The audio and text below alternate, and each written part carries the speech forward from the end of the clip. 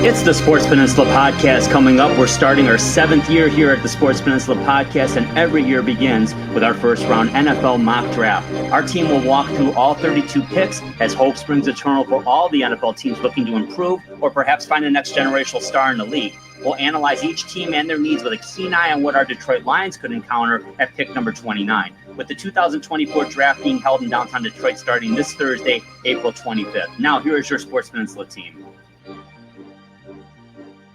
Welcome, everybody, to the Sports Peninsula Podcast. My name is Dave Drzinski, Drew, and yes, it is the start of our 7th season, 7th year doing this podcast, and it always kicks off with the first-round mock draft, and joining me to conduct this first-round mock draft is our co-host and founder, Coach Andy Shield, Marine City Mariners. Coach, 7 years, brother. I can't believe it. It's been a long time. Yeah, I mean, there's a span of some NFL players' careers, have gone on through these mock drafts. So yeah, that's really wild.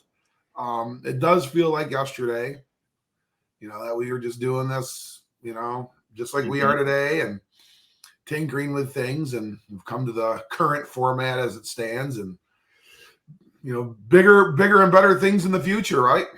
Absolutely. A lot going on, lot more coming. So, stick and stay. We appreciate everybody subscribing, everyone who's watched, our friends and family, really appreciate it. Supporting our little dream here that we're living, when we're loving it. So it's been great. And again, new viewers, new watchers, subscribers, click on subscribe, like the video, let us know about what you think about the picks. Let's face it, mock drafts are a very inexact science. And it's become even more so over the last few years. There's always been trades, of course, but a lot more activity in that regard. And just it's so fluid, but it's fun to do this and fun to kind of get a gauge on where your team what they may be looking at in the first round when their pick comes up. For us, the Detroit Lions, that's pick 29 this year. So there's a lot of picks ahead of them. A lot can happen. We're not used to picking this low, but I think we're going to get accustomed to it, Coach, because we got a damn good football team here in Detroit. So, now, let's hope so. Let's hope this is the general area where we're picking from in the first round for some time to come. Absolutely. So, what I will preface in this draft, normally we do not prognosticate picks or trades, but we did this year, and you'll see it as we come up because there's just so much smoke. Someone's moving up to probably get a quarterback. Let's see what we think. So, but without and likely probably more than what we even conducted. But like you said, is an inexact science. I mean, we could probably get traded every pick almost every pick. Yeah. So I mean, we are not in the heads of NFL general managers and personnel teams, nor are we NFL general managers and personnel teams. So, but we try to do that to reflect a little bit of the realistic, chances that we see some things from Campus Martius or Woodward or Hart Plaza area, and through Detroit on Thursday, some trades being made. Yeah, there's gonna be a lot of movement. Curious to see what the Lions do. They've moved in the last 2 years. They moved up 2 years ago. Yeah, they moved down last year. So we will see. But without further ado, Coach, let's jump on into it here. We typically rotate the picks. I get the odd numbers this year, so I'm going to kick this one off, no pun intended, with the first pick in the draft, and that's going to belong to the Chicago Bears. Now, they traded for this pick last year with the Carolina Panthers, who moved up last year to grab Bryce Young as a quarterback. The Bears made a bold move this year. They parted ways with Justin Fields and didn't get a lot for him, Coach. They traded him to Pittsburgh for a 5th-round pick. Subsequently, that's why they're at pick 1. So not a lot of drama here, Coach. Got him going with Caleb Williams from USC. Pretty much the consensus number 1 quarterback in the draft, one almost consensus number 1 rated player in the draft.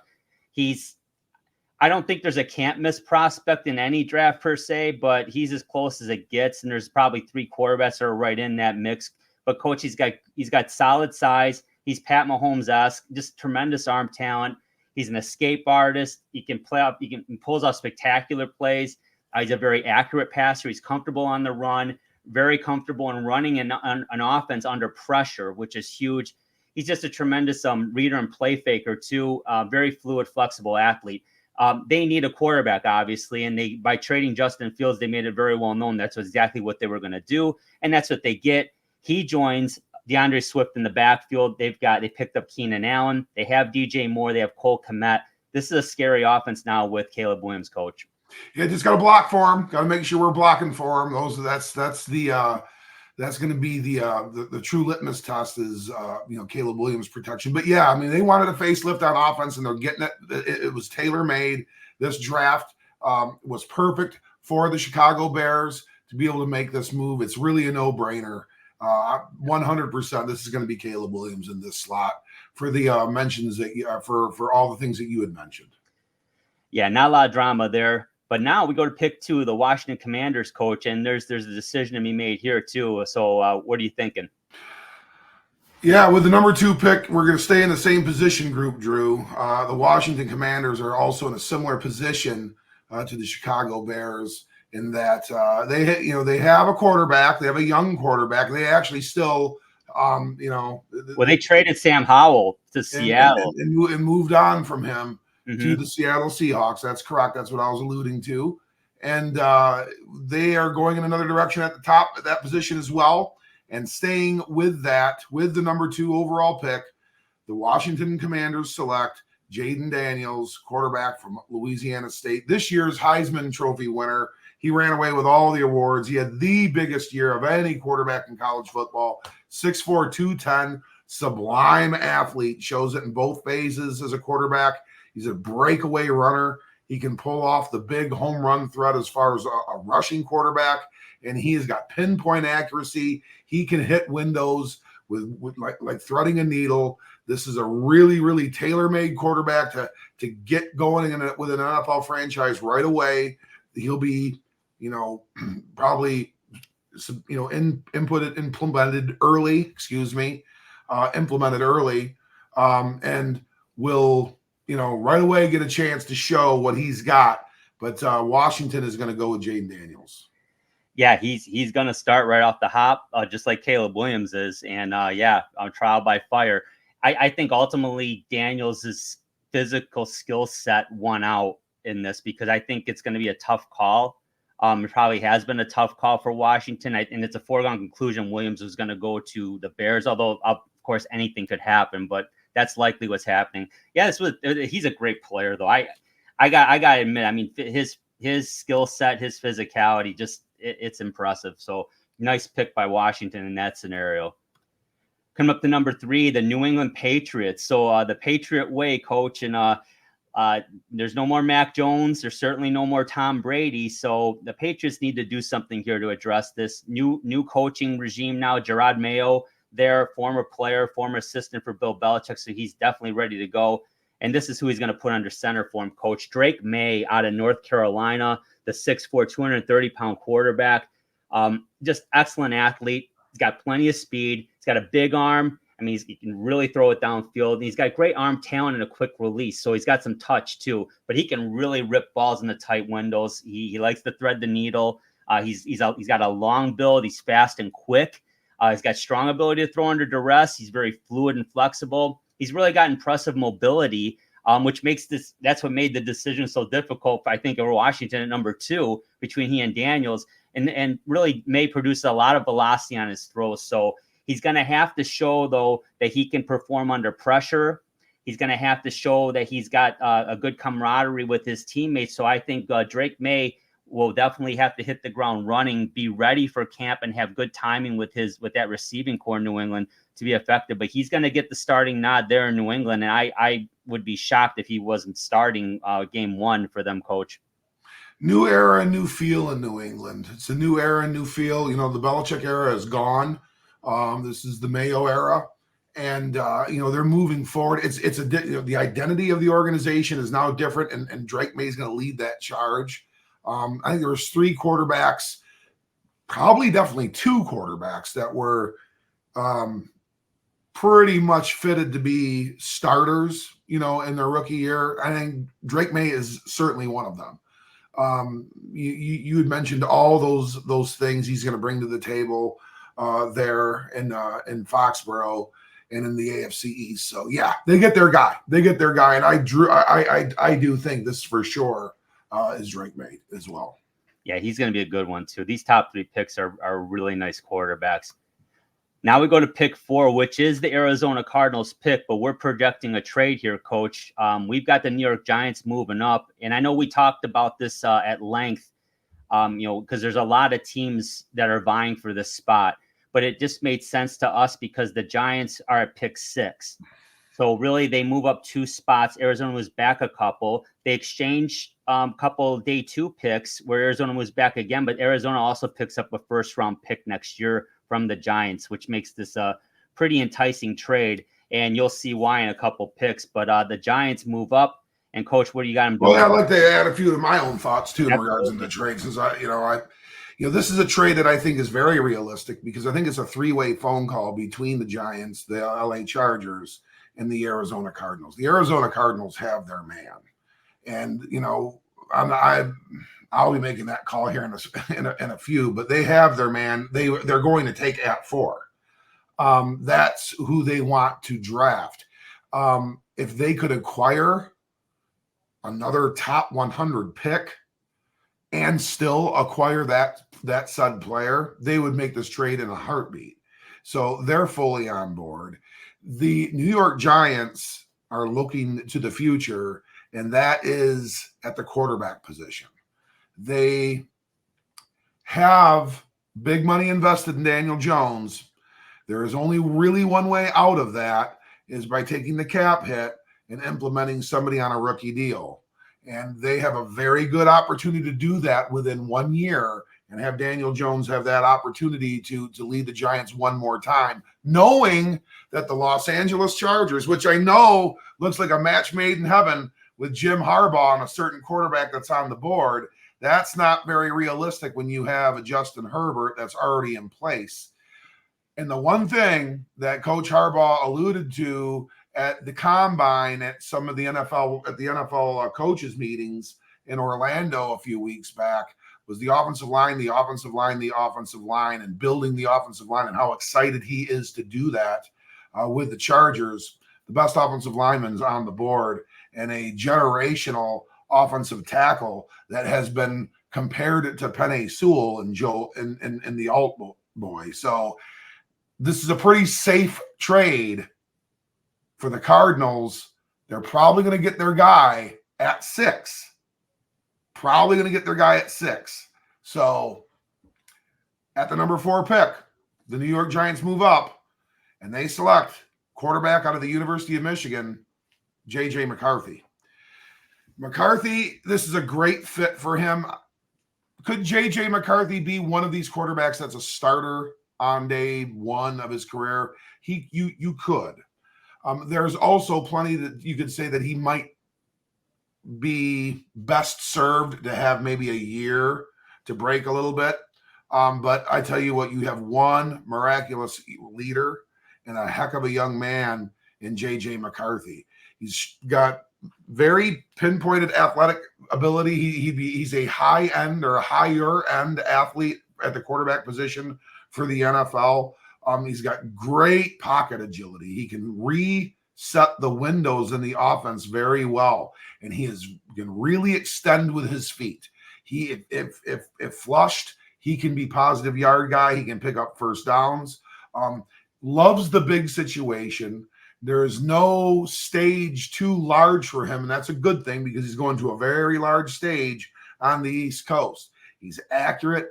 He is, he's run pro-style offenses his entire college career. He's just a tremendous competitor. He's a winner. J.J. McCarthy is going to be a New York Giant. Probably going to get some time to season a little bit there. Daniel Jones likely to be at the helm for another year, or even maybe 2. But then from when maybe those guaranteed money comes down and the cap hit's not as large, they could make a move. And J.J. McCarthy era in New York starts. But J.J. McCarthy, New York Giants, David. Yeah, and it's a great pick, a very necessary pick in our view. And they're going to have to bite the bullet because the New York Giants need immediate starting help at several positions, and they may not have that with J.J. McCarthy this year, which you alluded to, because he's quarterback, and they have Daniel Jones there. So they're going to have to be really good at the balance of this draft and get some additional support to get better with Daniel Jones while J.J. McCarthy learns. Now, there is a chance J.J. McCarthy could win the job, of course. Daniel Jones has also had an injury history. Last year, of course, he missed a lot of time. So, but I think he's best suited to definitely percolate behind Jones for a year, maybe 2, like you said, and learn. But I think he's going to be a really good quarterback. I think he has a high ceiling too, just like the other 3 quarterbacks that have been drafted. His floor in some eyes may be a little lower than those guys, but I don't see it. I think the criticism of McCarthy is not necessarily fair, in the sense that he did exactly what he needed to do in Michigan to, oh, by the way, win a national title. And he did it, and he did a hell of a job last year, and he's been a hell of a quarterback. He held off Joel Milton, made him transfer to Tennessee. He beat out Cade McNamara, who took the Wolverines to the playoff the year before. So he's a damn good player. He's a damn good quarterback. It's a good move for the Giants. It doesn't, I mean, it cost them in our scenario, it cost them their first round pick next year, but really they really keep their draft intact for this year in that scenario. And to your point, the Cardinals likely get their guy anyways as we progress. But I digress. I'll get to the next pick here. But love J.J. McCarthy. Loved him as a Wolverine. Good luck to him in the future. But yeah, this is how we see it. Nice pick, Coach. So we get to the number 5 pick with the Chargers. And yeah, if you know anything about Jim Harbaugh, he knows that it all gets built in the trenches, like you said, Coach. And although losing Mike Williams and trading Keenan Allen, other than Quentin Johnston, that wide receiver room's pretty thin. So there's going to be a temptation, I'm sure, by some to look at that position group. But at the end of the day, they're going to go with the offensive tackle out of Notre Dame, and that's Joe Alt. And like you said, Coach, this is a guy that's being compared to, in terms of effectiveness, to Penei Sewell. And in Detroit, we know what that's about. So this is a 6'8", 315-pound tackle, Coach, and he's a potential franchise guy. He's a great athlete with freakish size. He's got a long frame, and he's got like tight end athletic ability. This is an impressive kid. Sprawling wingspan. I mean, and he's a tremendous reach blocker, which that's not easy. You got to be real strong and real long to be able to do that. Not many are physically gifted. It's hard to coach that, right? I mean, you can't coach size. He's got elite agility. He's a refined and technical player. So he's very fundamentally sound. He's got excellent pad level. He plays with great effort, and he wants to bully and run through his blocks, which is exactly what you want. You want to run through the finish line. You want to run through your blocks. Joe Alt's a master at it. Just nuanced in pass protection. Coach, I love this pick.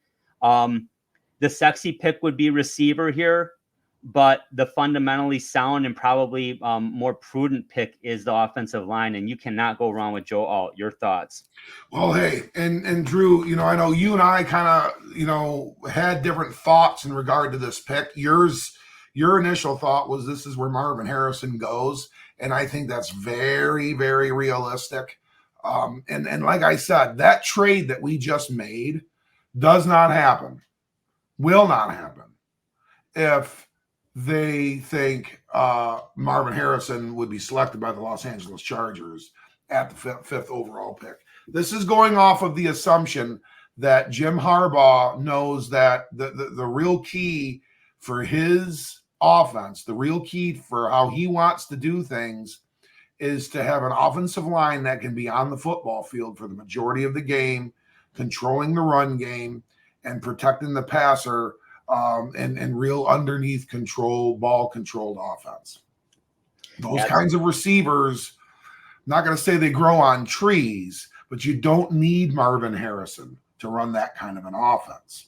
You need guys that are going to get open and that are just, have great hands and catching radius. That's what you need. You don't need the dynamic, we're going to throw it up to him type guy. It's always great to have a guy like that. And I don't think that Dean Spanos and company over in Los Angeles would be pounding the table if Marvin Harrison Jr. wound up a Los Angeles Charger. But this is the guy, Drew. This is the guy. Joe, it makes so much sense. Coach Harbaugh wants a dominant offensive line. He wants the best offensive line in the game. Well, why don't you get the best offensive lineman in this draft and one of the best offensive tackle prospects in recent memory? That's what you get with Joe Alt. Got to keep him healthy. That's a big, long frame. That's the one thing. We got to keep those legs healthy. But I tell you what, he's got an unbelievable strength coach over there, and Ben Herbert, that's going to be able to do that with him. Joe Alt's, an NFL legacy player. Dad was a long-time player for the Kansas City Chiefs. This is just a no-brainer move by the Chargers and a big-time win for them too. He's going to help get them better real quick. Yeah, and to your point, if Arizona stays and gets the guy that we're thinking they're looking at, Joe Alt's there anyway, so it doesn't affect them at all. And right. You're 100% right. That's exactly what we think is going to happen. So then we move on to the Arizona Cardinals. Now they move down to 6th in this scenario. So, Coach, who's their guy? Well, the Cardinals made this move. They in our, I guess, estimation, our prediction is that they're still going to be able to get the player after having conversations with the Chargers and knowing what they were going to do at 5. And the Cardinals move down and get their guy. And boy, do they get a guy. They get Marvin Harrison Jr., the wide receiver from The Ohio State University, big 6'4" target, 205-pounder. He, in many ways, in many people's estimation, is the number 1 overall prospect in this draft. He possesses the greatest talent structure and the greatest potential of any player in this draft. Tremendous wide receiver prospect. He's, was double covered and bracketed almost his entire last half of his career in Columbus, and he was still tremendously productive. He gets great burst and release off the line of scrimmage, which is going to get him plays. That's going to get him targets, and that's what he needs, and he can kind of work off of the rest. He's been a very, very good blocker in the run game, which is important because Kyler Murray likes to extend plays with his feet. It's going to be really interesting to see those guys kind of gel together. But I tell you what, this jersey is going to be one hot commodity in the Southwest, that Cardinals Marvin Harrison Jr. jersey, because that's what it's going to be. And like I said, this is where the perhaps the number 1 overall prospect that Drew goes to number 6. So that's just kind of how this board, we see it playing out. Yeah, and I think it's very reasonable to see it playing out this way. Yeah, there's a couple other receivers that are, certainly have a very great skill set. And of course, Caleb Williams is a high profile quarterback. But yeah, overall, a lot of big boards have Marvin Harrison Jr. as the number 1 prospect in the draft. Yeah, for the Cardinals to be able to get him at 6 and also acquire an additional 1st round pick next year, they're going to be some happy folks in the Southwest, no question about that. It's a nice pick. He's going to make an immediate impact. They have James Conner in their backfield still, but they needed a stud at receiver. Now they have one, so great pick there. On to number 7, Coach, the Tennessee Titans, and they lost Derrick Henry. They're looking for help at receiver, but they're looking for help on the offensive line as well. Why not get both at the same time? But let's get a guy like Brock Bowers out of Georgia, the tight end at number 7. He's just a tremendous player. He can help you in the run game. He can certainly going to help you in the passing game. He is far and away the best tight end available in this draft, which is great, but he's also a very, very coveted prospect. There's no way Brock Bowers makes it out of the top 10, and we got him going here at 7 to Tennessee, 6'3", 243 pounds. And just a yak specialist, man. He's tough to bring down, and he's very good at collecting his catch and surveying the situation and making it happen quickly. Just a great success rate in contested situations, too. 50-50 balls he's going to get. He's just got a rare blend of size and athleticism that you don't see every day. He's got top-end elite ball skills, body control. He can stretch zone coverage, which is great. He's a matchup nightmare. Very willing and promising blocker. He's got a high octane motor, runs hot.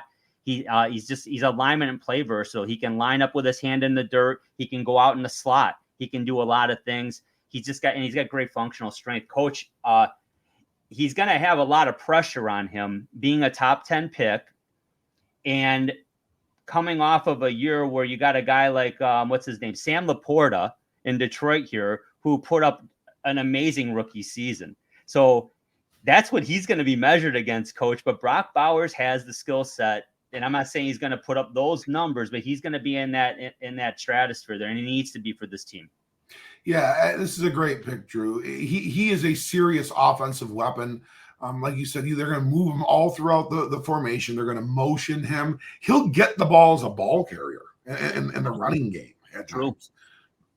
So I mean, he's a real unique fit and has a real unique skill set as a high frequency touch tight end. I mean, a guy that needs to get the ball in his hands. So, he's going to really kind of change things for the Titans in regards to having that kind of an offensive player. They're going to be able to do some things differently there to get things moving and shaking in Nashville again. This is a great pick. Yeah, he's going to have success there. Will Levis gets a tremendous target there to work with in year 2 for him. So good luck to Brock Bowers.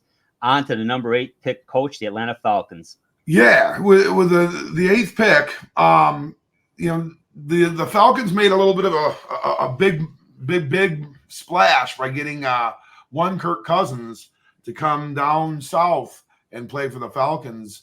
So they got their quarterback. They got their guy that's going to be at least playing quarterback there for some time. So they didn't factor in necessarily to any kind of big trades. Quarterback is a position could they continue to invest in? While they've invested a lot of picks and money at quarterback the last several years. So no, we don't need to do that. But I think we need to provide Mr. Cousins a young weapon. They've had some attrition in their wide receiving core. And at number 8, the Atlanta Falcons stay in SEC country. They get a kid out of Baton Rouge, Louisiana by the name of Malik Neighbors.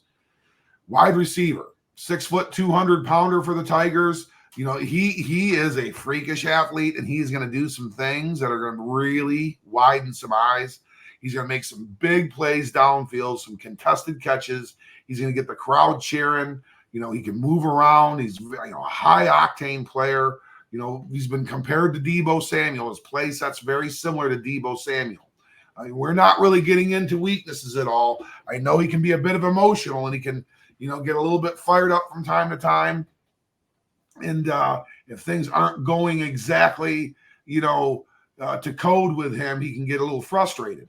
But there's some things that through coaching and mentoring Malik Neighbors can work through. This is a Pro Bowl caliber talent and an all-pro caliber athletic ability type player that could really at his ceiling be one of the league's top guys. Malik Neighbors is going to add a splash of things down there in Atlanta for the Falcons. Yeah, he is something else. And I mean, honestly, I love his skill set. To me, the thing that separates Harrison, the two things are, like you said, the temperament, a little more composed, and 4 inches in height. But Malik Neighbors is all that. Absolutely will not leave the top 10. Malik Neighbors is a great player. And now, look, he joins Bijan Robinson in that backfield, Kyle Pitts at tight end, Kirk Cousins at quarterback, like you mentioned. There's some weapons there. And they instill Jake Matthews at left tackle, I believe. So the Atlanta Falcons now have a pretty potent offense. They're going to make some noise in the South, I think. So they're going to be fun to watch. And thank you, Mr. Blank, for taking Kirk Cousins out of the North and weakening one of our rivals here in Detroit. So we appreciate that. But he's going to be successful there. He's a Sparty, so we'll always be a fan of Kirk Cousins. And he's a state of Michigan, Holland, right? Yep, Holland Christian High School. So we'll always love Kirk Cousins here, but we'll like him a lot more in Atlanta than in Minnesota. So good pick, Coach. Oh boy. So the rich are going to get richer here. Coach, the Chicago Bears now with their 9th overall pick, which was their pick. Last year, I thought they were going to be the sneaky team that would really make noise in the North and give Detroit trouble. Now, they did that in the second half of the year. They started off very poorly. They scared me last year. They showed last year they were a pretty capable group. Adding Caleb Williams at quarterback now, you think you assume they're upgrading there. They also added DeAndre Swift, like we mentioned before, Keenan Allen. They still have DJ Moore and Cole Kmet. So there's a few different ways they could go here. But at the end of the day, we've got them sticking on the offensive side of the ball, and they're going to go with Rome Odunze, the wide receiver out of Washington. And Coach, I know you like this guy a lot. He's a big, physical, fast receiver. He's 6'3", 215 pounds, tremendously skilled route runner, a very confident physical competitor. He knows he's bigger than a lot of the cornerbacks he's facing, and he lets them know it. And you got to like that. He's a yak warrior, just tough to bring down. He just doesn't quit. He's been very successful in contested ball situations. That's going to continue in the NFL. We feel he's got good long speed, just elite world-class measurables. His workout at the combine and his pro day were phenomenal. But what you see on tape is what's legit. And there's no question, Rome Odunze is a very good receiver, and he's got Pro Bowl potential as well, Coach. The Chicago Bears, if the draft shakes out this way, they get real good real quick, and they're going to be scary. Yeah, I mean, you got a big 3 in wide receiver core now. You know, if this falls into place with Odunze, Allen, and DJ Moore, with Cole Kmet thrown into the mix. Like you said, you've got DeAndre Swift, who's a receiver out of the backfield. Caleb Williams is going to have himself some nice weapons to work with. Just got to keep him upright, make sure that we're blocking for him. And that's something, though, that they will continue to address as well. But, the Bears get a big physical receiving target with a Rome Odunze at this slot. Yeah, I mean, just a great year last year. Washington getting to the final game against Michigan in the playoff. So good luck to him, but not too much against Detroit. On to pick 10, Coach, the New York Jets. Yeah, I think it's kind of a no-brainer, the position group where they're going to go, because there's so much talent to choose from here. The tougher thing was figuring out who was going to go to this slot. So, and did some looking, did some research, saw meetings and those kinds of things, and just saw the player type here. And I know, some people may see this as a pick that's going a little higher than maybe some people thought. But honestly, if you look at this guy's body of work, his versatility, his movement skills, and his physicality, it makes an awful lot of sense to take him here. And the New York Jets are going to go with offensive linemen out of the University of Washington, staying out of the University of Washington with back-to-back picks here, Drew, with offensive tackle Troy Fautanu. That is where with Troy Fautanu, 6'4", 317 pounds, has the ability to kind of go inside and out along the left-hand side, could play left guard or left tackle, could swap over to right tackle. So it's got a lot of versatility. And I think that's the name of the game here, Drew. That's why we have Troy Fautanu up here at the 10th overall pick.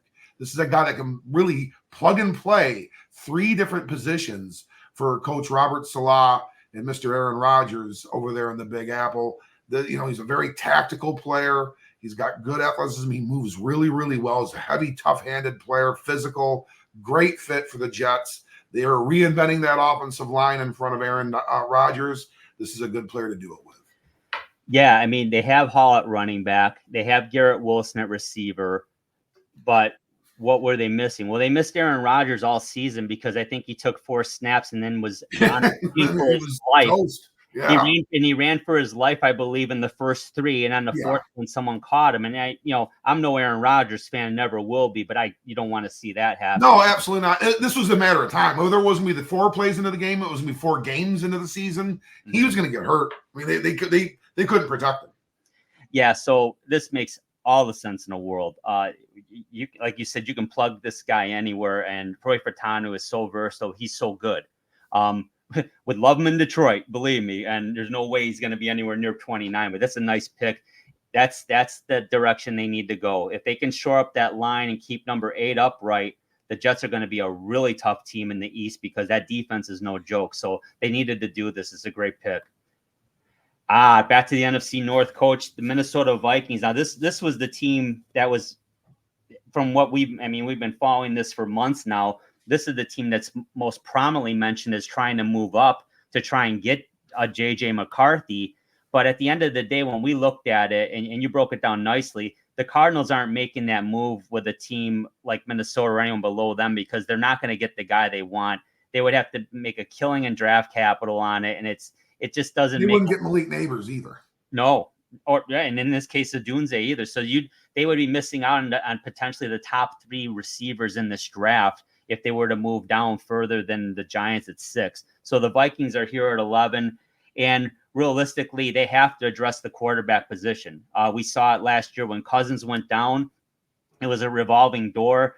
Joshua Dobbs did a nice job when he jumped in there. He's no longer on the squad. And, Hall, and it's just not going to get it right now. So they need to get somebody there that's going to push and maybe become a very solid, potentially star quarterback.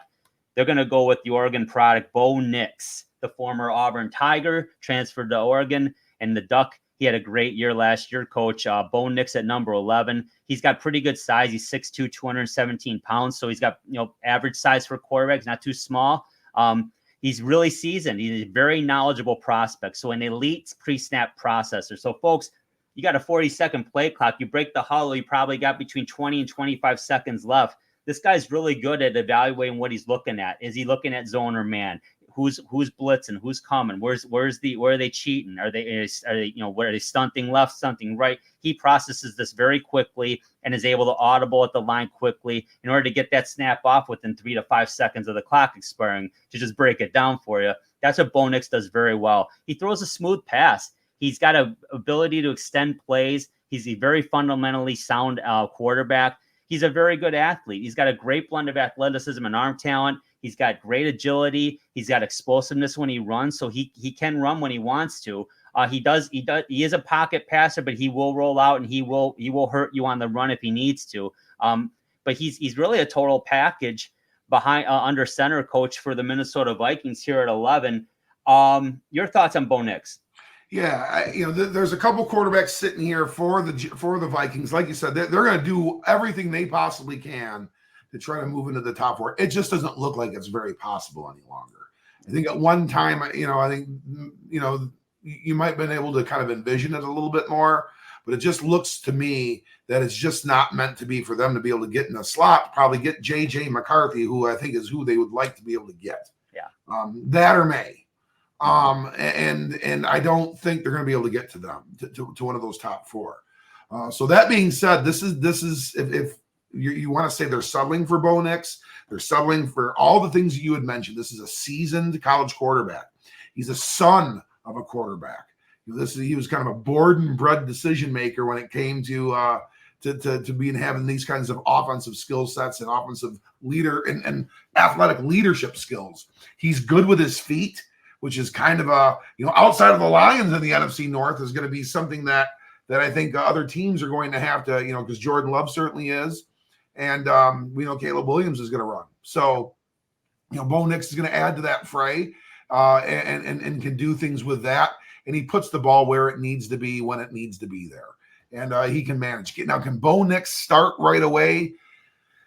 There's probably paths where that would work. I would worry about him, being under duress too much, early in his career, and what that could do to him.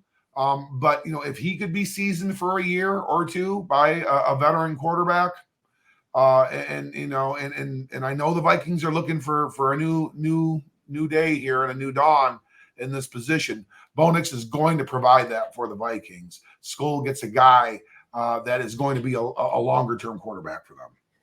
And now they picked up Sam Darnold, and they have Jaron Hall, who they drafted last year. Nick Mullins is going to be fighting for his life in this situation, trying to stick on that roster. Mullins probably played better than Hall last year when given the opportunity. Darnold, he's bounced around a bit now, so, who knows? But Bo Nix could definitely start, but he might, to your point, he might not start right out of the gate.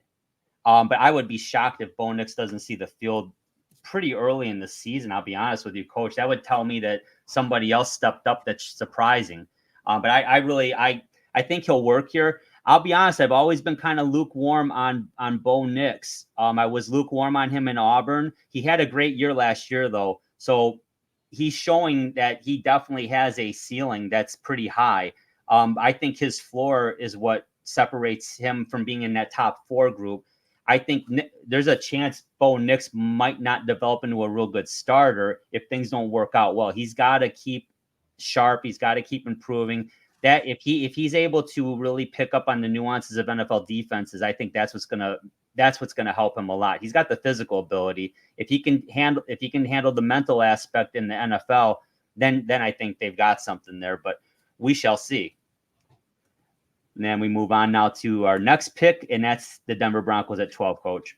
Yeah, the Broncos, they kind of swung and missed with Russell Wilson. Maybe whether it's they just got him at the wrong time in his career, whether it was the fit, whether it was the chemistry between him and Sean Payton, who knows what the story was, but it did not work. And they have subsequently moved on from Russell Wilson. Big hole at the quarterback slot in Denver. They're going to be looking to answer, and they're going to be able to do that because there are 6 first-round talents at quarterback in this draft, and by the 12th pick, we're at the 6th one, and the Broncos are going to get him, and that's Michael Penix Jr. out of the University of Washington. 3rd Washington Husky drafted already in the top 12 picks. So Coach Kalen DeBoer had one talented group there in Washington. And there's other guys, too, that will be mentioned in this draft in Detroit over next weekend. But getting back to Michael Penix Jr., Drew, 6'3", 216-pound left-hander. He's a left-handed gunslinger, and that's what they get. They get a guy that can really throw the football. And he is a pro-style quarterback, and he's got the lefty arm angle, which is going to be a changeup for defenses. He puts balls in spots that are really, really impressive, and it just doesn't look like it's possible for them to get there. And that's a credit to Michael Penix. Kind of a magician with that. Big arm strength, lots of arm talent, very accurate down the field quarterback, which is good for explosive plays. He throws a lot of catchable footballs. Going to be a guy that's going to be a centerpiece. They were really trying to figure out this quarterback thing in Denver for quite some time, really. And, it is been kind of a head scratcher for them. Michael Penix Jr. is going to be the next attempt to solve that riddle in the Mile High City. And I'm a fan of Michael Penix Jr. I really root for him. I'm a fan of all these guys. JJ's I'm the biggest fan of JJ out of this group. Just really, really am impressed with him as a kid. But, Michael Penix is going to get an opportunity in Denver, Drew. Yeah, and we saw a lot of him in Indiana, and he was really good in a situation where he wasn't surrounded by elite talent all the time. But Michael Penix Jr. stood out, and then when he got a chance to do that in Washington, look what happened. Just a great season. I like him better than Bo Nix because I think he's just got a little higher ceiling. I think if Michael Penix Jr. and Bo Nix both reach their potential, Penix Jr. is the better quarterback. But I think maybe Nix is the safer, more conventional pick for Minnesota. But I think they're so close. They're both good quarterbacks. But I really like Penix Jr. a lot. And I saw a lot of Nix too at Auburn. But yeah, good pick. And Denver, like you said, I think ever since Peyton Manning retired, they've been really just struggling. And you would have thought Russell Wilson would have been the answer there. And that did not work out. And they're going to pay for that literally and figuratively against their cap too. And he's been moved to Pittsburgh since. But yeah, Michael Penix Jr. is going to get every opportunity to be under center for the Broncos, and wouldn't surprise me at all if he's starting game 1. Like the pick a lot, Coach. On to pick 13 now, the Las Vegas Raiders, and the Raiders they're usually pretty unconventional at the draft board. Their MO typically under Al Davis and now son Mark is they like splash picks, but they got to be conventional too a little bit here. Now the Raiders are another team that were probably in the quarterback market, but again, too far back to probably make that move up to get any one of those top guys. So they're going to stay here, and I think they're going to get a hell of a talent here on the defensive side of the football. And cornerback Quinyon Mitchell out of the University of Toledo, the Rocket, the MAC product. He's a real good player, Coach. And, on some boards, I've seen him as low as the 4th cornerback prospect, and I've seen him number 1. It's about fit. We've made some picks where we actually had guys ranked higher, but we made different picks because we're trying to make picks based on what would that team do, what would that GM do, what do they really need. And Quinyon Mitchell just checks all the boxes for the Raiders here. He's 6 foot, 196 pounds, so good size. He's clocked at nearly 24 miles per hour by GPS in gameplay. That's full pad speed there, folks. That's an elite athlete. He's got great vision, great sense of range. He led the nation in forced interceptions last year and in 2022.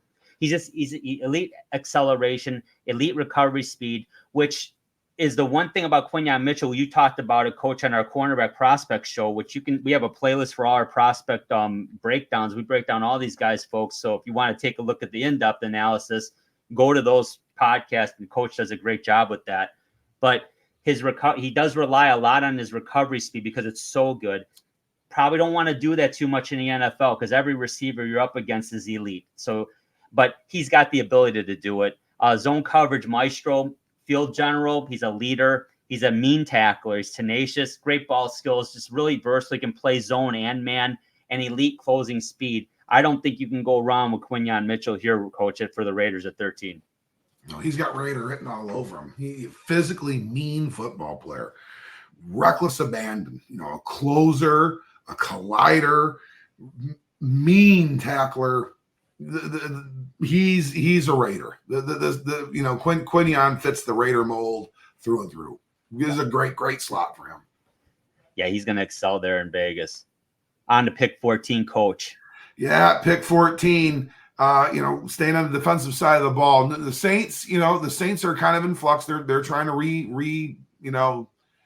kind of reconfigure things. And the best way to do that is to get to be an elite defense. The best Saints teams have had great defenses.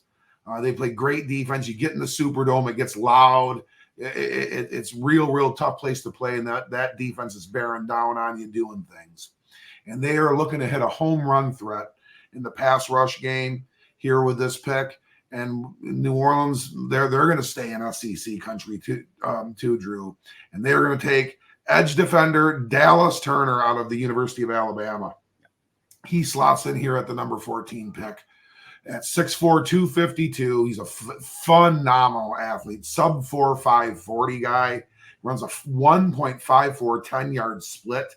That means he can cover 10 yards in 1.5 seconds. So he is going to really bend a lot of offensive tackles and really do some things from that area. He's a speed to power, classic speed to power defensive end. So he's going to bring that defensive end outside linebacker. He's going to bring that element to the pass rush and to things here in New Orleans. Going to really add an element to that area. He's also comfortable dropping in space. So yeah, you can do some different things with him and shows a little bit of that versatility. But they get a premier athlete here, Drew, to put in and instill in their defense. Does the New Orleans Saints and Dallas Turner. Yeah, and I look at the offensive side of the ball for them. Derek Carr's under center. They've got Kamara and Jamal Williams in the backfield. Hopefully a healthy Jamal Williams for them this year. Detroit fans certainly know Jamal Williams. And so at this point, you got to help the defensive side of the ball out a little bit because the top receivers are off the board already too. So, but you get the number one in a lot of people's minds edge rusher in Dallas Turner. Great athlete. He's gonna be a huge addition to them now. And then they needed help there, and they're gonna get tremendous help here with Dallas Turner.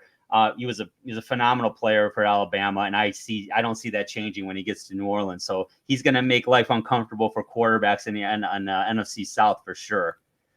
I'm gonna go to pick 15, the Indianapolis Colts, Coach, and interesting team. They got their quarterback last year in Anthony Richardson, although he missed most of the season due to injury. Gardner Minshew filled in very nicely there, but Richardson's back healthy. They have a very solid offense. So they need to really get some help on the defensive side of the ball. And this team, at least in the last 10, 15 years, has traditionally been very good on defense and had a very good secondary. And I don't think they're going to stray too far because they got to see someone who was practically in their backyard, Indianapolis. They're going to get the cornerback from Iowa, Cooper DeJean. They certainly will know, and they certainly know a lot about him. Like I said, playing at Iowa and being in Indianapolis, they get to see a ton of them. And that's true with any team regionally. But you can't go wrong with Cooper DeJean. He's 6'1", 207 pounds, just a high-level natural athlete. He's a rocked up guy, man. He's a technician. He's got great footwork. He's very versatile. He can play slot and outside corner. He's a former high school quarterback, so he understands offenses. It makes him that much better on the defensive side. And he really has rare size and mass for a cornerback because, like I said, I know it's not like he's 6'4", 220 pounds, but, I mean, he is a rocked up 207 pounds and 6'1". So he's a slightly above average in height, and he's a strong corner with speed. he's got elite start and stop speed engagement, which is just so important. And it's twitchy, outstanding instincts, very high football IQ. He's natural and comfortable as a zone defender.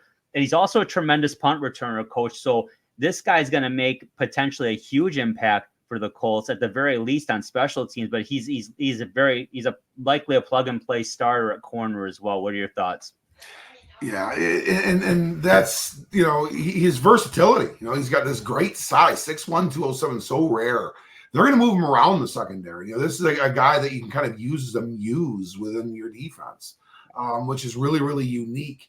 And I think that's why he is worthy of such a higher slotted pick. Another guy we'd love seeing wearing one of those new Lions uniforms. I would certainly, there's several players. We've already talked about a couple of them. This would be another one of them. And yeah, he adds that element in special teams as well. I mean, they're going to be able to put him back there. A great player fit for the Baltimore Colts, as you mentioned, or Baltimore Colts, Indianapolis Colts. I'm, dating myself a little bit with that. I don't know where that came from. Maybe I'll throw out a Portsmouth Spartans reference here down in the future too. Indianapolis is getting their guy here. I can see that loud Lucas Oil Stadium, with this guy making plays in it and being high energy. Good fit for the Colts here. Yeah, my first NFL game in person was at the Silverdome in 1980 against the Baltimore Colts. So I can appreciate that reference. That's good stuff. On to pick 16, coach. Well, the Seahawks, they have made a move with coach, and they say goodbye to Pete Carroll, who was an amazing run there with the Seahawks. Won a Super Bowl there, went to a couple. He's a great defenses were played under him there in Seattle, and they replaced him with Mike McDonald, the Baltimore Ravens and University of Michigan defensive coordinator, who's a tremendous defensive mind. So really the fundamental philosophy of Seattle Seahawk football is not changing all that much, if at all, really. And in that spirit, and with that being said, the Seahawks are staying on the defensive side of the ball. They're getting a doggone good player. A player that I am not so sure Brad Holmes and company wouldn't consider moving up to get if they could. But in this case, they're not going to get him.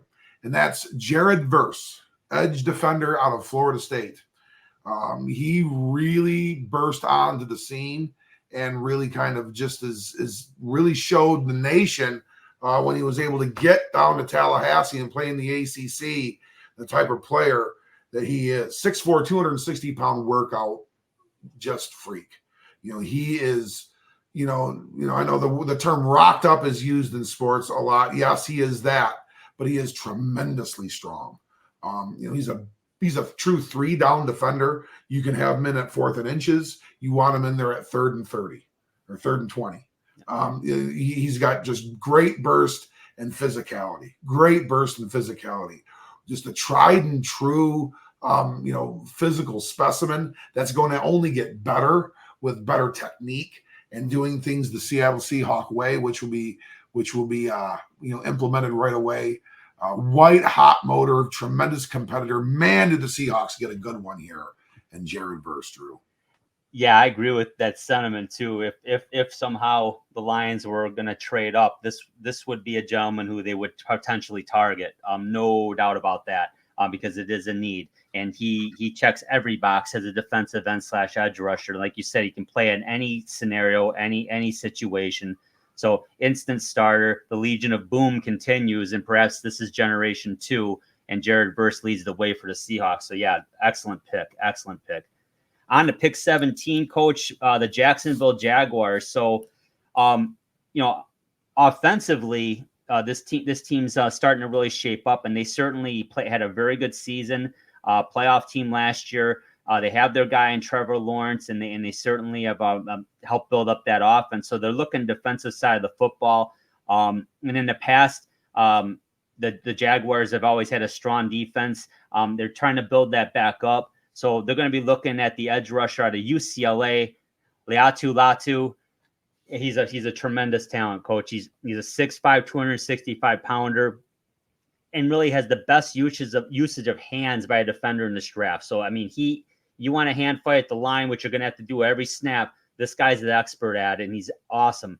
He's just a stud athlete. He has a diverse and complex pass rush repertoire, which ties into that too. So he's got the moves, he's got the hand technique. So he's an extremely instinctive and technical player at the line of scrimmage. He's alignment versatile. He can play all over the place along the line. He's strong and has a long frame. He's very reactive and functional as an athlete. He really plays with a high-end burst and explosiveness. And like I said, he's instinctive. He's got a hot running motor. He's active. He's difficult to block. He's so difficult to block because his technique's so good. He's flexible and athletic as a speed rusher and just real instinctive and a playmaker. Coach, the biggest red flag for Latu is that neck injury from a couple years ago.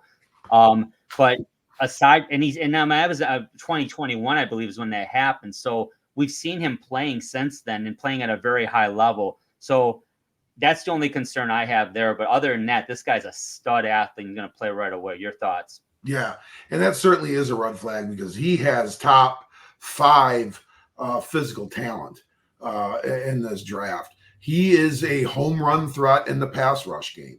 If Jacksonville's, a body of work just like every NFL franchise is, and you don't want to draft a niche player with the 17th overall pick necessarily. But, if Latu is anything, he is going to be a massive pain in the neck as a designated pass rusher early in his career as he develops into a more complete edge defender. His ceiling is going to be somewhat limited by that neck injury. This was a young man that was a transfer out of the University of Washington that was asked to physically retire because of that neck injury. So that is a concern. And something that should be really attended to. So medicals have to clear here, but boy, if they do, does Jacksonville get a home run threat here in the pass rush game with Latu. Yeah, I really like him a lot, and too much athleticism to pass up there at 17 for Jacksonville. Coach, on to pick 18. At pick 18, Cincinnati Bengals. They are going to go. They're going to come and go. Although they had a really, really nice job was done in the absence of Joe Burrow by their backup quarterback this past year out of the University of Washington. Nonetheless, but Joe Burrow, they're going to come and go with Joe Burrow. And keeping him upright and keeping him healthy has to be paramount for the Cincinnati Bengals, because if he is, they're a Super Bowl contender. Pure, plain, and simple. They're definitely a playoff team and a team that can beat anybody with a guy like Joe Burrow. So they got to do a better job of protecting him and keeping him upright. And in that spirit, they do so with the 18th overall pick by selecting Tallis Fuaga out of Oregon State University. He played for now Michigan State head coach Jonathan Smith over at Oregon State. Big offensive tackle prospect. And he's a right tackle. Primarily, is where we're looking at and slotting him at, but 6'5", 332. But this is another guy that is position versatile. He could slide in over at guard. He could go over and play left tackle. This is somebody that Cincinnati can kind of design some offensive game planning in and around. He's a dominant run blocker, which is going to be fantastic. Heavy, mean, physical hand puncher, very aggressive player. He works hard to leverage and reach. On the perimeter as well, which is going to really make him a very competitive pass protector as well in the AFC North. So they get this is where they're going. And you know what, Tallis Fuaga could very well be somebody that goes to a place like New York. He could be that player, and we could be talking about a Troy Fatano here in Cincinnati. But these are the two types of players. I think that this is where they fall. Tallis Fuaga is going to be a real nice Cincinnati Bengal, Drew. Yeah, he's another one who looked good in Honolulu blue and silver too, right? Very much like his versatility and skill set. Yeah, I think this is a very, very safe and very wise pick. They got to keep Burrow upright. They've got to keep him upright. And to your point, even though I know, they took a hit in the wide receiver room a bit, but you got to keep him upright. You got to keep him upright, and that's it. Joe Burrow will make it happen as long as he's able to see the field and can stay clean. Great pick. On to pick 19, the Los Angeles Rams. And I'll tell you what, this was kind of an enigma pick. And I even saw a lot of mocks from about 2-3 months ago showing them actually going for the heir apparent quarterback, a backup quarterback. Although those scenarios had guys like McCarthy falling down to 19. We don't see that happening anymore. And oh, by the way, Aaron Donald retired. So that changes your thought process real quick. You still got Matt Stafford there for another 2 years. So the offense is in good hands. They've got to address the defensive side of the football. And you're not necessarily you're not going to replace Aaron Donald per se with another Aaron Donald, but they're going to come pretty close, at least in terms of a prospect, with Johnny Newton, the defensive tackle out of the University of Illinois, the 19th pick by the Los Angeles Rams. And coach, he's an Aaron Donald style player, similar stature, 6'2", 304 pounds. Again, I don't want to put that on the guy. It's unfortunate, but that's who he's replacing. So welcome to the NFL, Johnny. But he sheds blocks extremely well. He's alignment versatile, so he's able to pop outside on occasion, and he's got the athletic ability to do it at 304 pounds. Is amazing. But he can go anywhere along the D line. But obviously, a defensive tackle is his bread and butter. He's explosive and twitchy off the snap. He's got a large set of pass rush plans and repertoire, so he knows how to get to the quarterback, and he knows how to get by his blocker. He's got agility and quickness. They're off the charts. I mean, athletically, this guy's a super athlete for his size. Great natural leverage and anchors very well. He's flexible and twitchy, like I said, and he's really a heavy hitter. He's got a strong, heavy punch. So I think this is a great pick for the Rams here. Again, he's not going to replace Aaron Donald, who can, but at the end of the day, he's got Pro Bowl written all over him. Yeah, I mean, and like you said, this is just a no-brainer. I mean, this is a spot that needs to be filled. It's a huge void in the Los Angeles Rams defense. When a player of Aaron Donald's caliber, I mean, he was elected to the Pro Bowl every single year of his career. I mean, you know, that's only a couple guys ever did that. So, I mean, that's a huge void with Aaron Donald retiring. Johnny Newton is a great answer to that. He's a very similar type of player. To say that he's Aaron Donald, that's like saying that somebody's coming into the league and is going to be Barry Sanders, is going to be Calvin Johnson. Don't think that's too fair. No. So let's not do that to Johnny Newton. But he is bigger than Aaron Donald. He's 6'2", 304, and Aaron Donald was about 6'1", 290, 295. So this is good slot for him. Good slot for him. Really, it's very, very natural. Yeah. Makes too much sense. On to pick 20, coach. 20, we're over to the Steel City. We're going to go down into the AFC North once again. And boy, did the Pittsburgh Steelers do some things to change their quarterback room around. A little bit. They moved one quarter. They've made 3 different moves.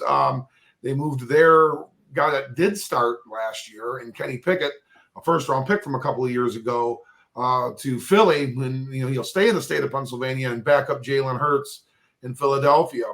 And they acquired Russell Wilson, and they acquired Justin Fields in separate moves. So they've got potentially their quarterback of present and future in place via some trades. So we don't think they're going to be looking at anything there. And if they were, the top 6 guys are gone. So on offense, there are some ways they could go, but we think this is a home run here for the Steelers. They're going to really make their defense better and getting a great player for their secondary, and Terrion Arnold out of Alabama, one of their top corners. We're going to talk about another top corner from Alabama here shortly. 6 foot, 196 pounds. So he's got great stature. He's actually quite sturdy for the defensive back and cornerback position. Real impressive frame that way. Very confident physical man defender. So he's going to be really implemented into that. He's a guy that can really be probably relied upon to start right away for Pittsburgh. He's really good on the ball. He's a heavy hitter and a pretty consistent tackler. He navigates with great aggression when it comes to press man coverage. So he's going to fit right into this league right away. He's very fluid and flexible as a man cover guy. So they get their man that way in Pittsburgh. Going to have to learn the nuances of how they run in their zones there. But this is a real impressive young man. And Coach Tomlin and crew get a real good one in Terry and Arnold. Yeah, and this cornerback class is so deep. Terry and Arnold's number one on some boards at the position. Oh, yeah. And we think very highly of him. We see it shaking out this way, but oh my goodness. I mean, to add Terry and Arnold here, he's going to help immediately on day one. He's ready to go. Great, just a great pick. Not much more to add to that one, Coach. It's just he's a perfect fit in my mind for the Steelers. So good luck to him. We go to pick 21, the Miami Dolphins, and this is team. They're very close. They have a really good defense. They have Tua Tagovailoa, who has shown us at times to be an MVP caliber quarterback. He stayed healthy last year, which was encouraging because that's not been the case for him for far too long. But he stayed healthy. You want to keep him healthy. They have a great running game. They have a tremendous passing game. I mean, Tyreek Hill and Jalen Waddle at wideout. I mean, it's just that's disgusting. Mostert in the backfield. I mean, they've got others. I mean, they're a very good team. Let's keep Tua clean. Let's keep that running game going. So they're going to address that offensive line here, and they're going to take a tackle out of Penn State, Oli Fashanu, just a tremendous athlete, 6'6", 319 pounds, Coach. Elite athlete, former basketball prospect, so he could definitely run the court, and we know he can move. He put on a lot of pounds, obviously, to go to tackle, but he's a strong guy, very well proportioned. He doesn't look 319. He looks about 280, 285, but he's all 319, 320. Very agile, excellent pass protector, strong anchor in pass protection, punishing hands, and really an outstanding reach blocker. Coach, I just think he's not the top tackle in this class, but he's a great tackle, and he's just a perfect fit for Miami, and he addresses what they need, and they got to protect Tua. Yeah. And we had him listed as our number 2 tackle prospect. Yep. On our big board as a pure tackle prospect like Joe Alt. He's tremendously athletic. He plays very, very long. Great pass setter. He really is a pro tool in regards to the pass protection game. He does a great job on the perimeter. Tua's health is paramount to him being there, or else he's not going to be able to be there. And they're a playoff team and a team that is competing. And they need to fortify that offense so they can go up to a Buffalo in January and do more than what they did. And they need to be able to take that game into Kansas City and do more with it. They have to be able to do those things. They got to be able to go into the AFC North in January and be able to beat somebody. You need to have an offensive line to do so. And Oli Fashanu is going to do that for the Dolphins. Nice pick out of Penn State under Coach Franklin there, so good luck to him. Pick 22, Coach. Pick 22. Now, this one's might take some by surprise if you've really kind of done your homework in regards to draft analysis and who could go somewhere in the first round. But I doggone it, I really do think this is a first-round talent. Philadelphia is looking to really kind of fortify things on defense. They've got a lot of weapons on offense.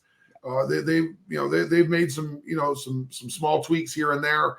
Defense is the name of the game. They've got to stop people better than they did the last year, because that was certainly an indictment. There's a lot of things that went wrong in Philadelphia. A lot of things that went wrong in Philadelphia last year. But their defense was certainly one of them. And this player is a playmaker. He's an on-the-ball playmaker. He is our top safety on our big board. And Philadelphia, with a 22 overall pick, is going to take safety Cameron Kinchins out of the U. He comes out of Miami, and he was a playmaker there.